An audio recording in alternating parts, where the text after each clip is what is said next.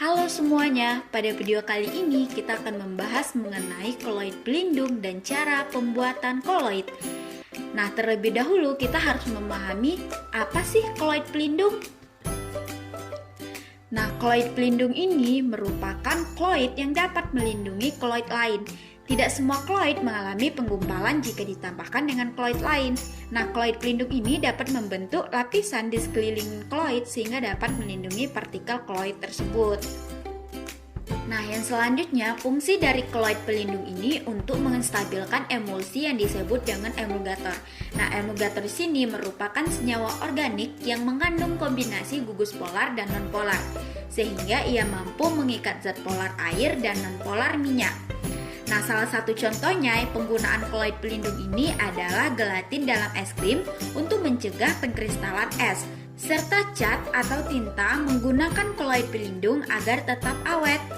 Nah, sabun dan deterjen termasuk emulgator dari emulsi minyak dan air. Sebelum ditambahkan deterjen, air dan minyak tidak dapat bercampur. Setelah ditambahkan deterjen, air dan minyak dapat bercampur.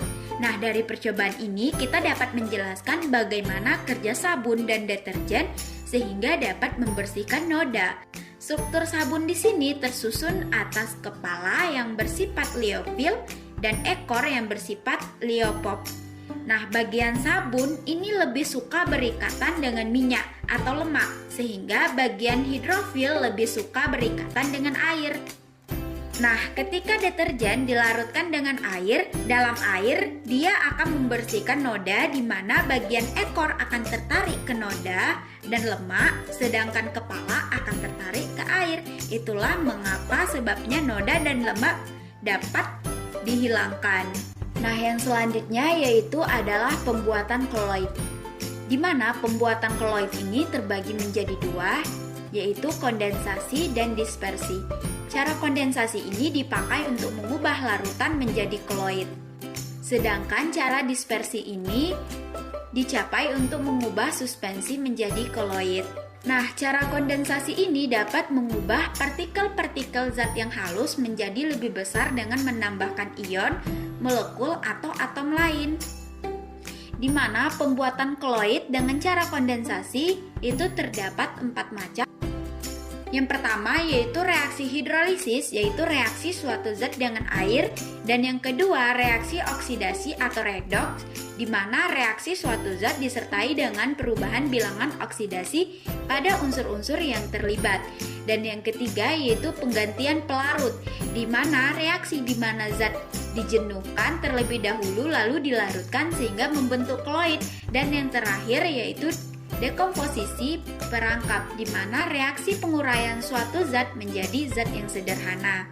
Nah, sedangkan dengan cara dispersi ini, dia dapat menghaluskan partikel-partikel makroskopis menjadi partikel yang bersifat mikroskopis. Pembuatan koloid dengan cara dispersi ini terdapat 3 macam. Yang pertama dengan cara mekanik, di mana partikel-partikel yang besar dihaluskan, kemudian dicampurkan dengan medium pendispersi lalu diaduk.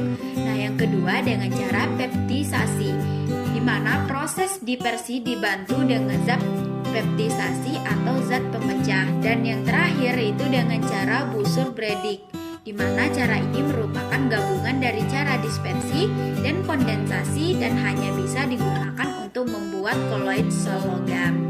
Nah, itu tadi penjelasan mengenai koloid pelindung dan cara pembuatan koloid. Semoga bermanfaat. Terima kasih.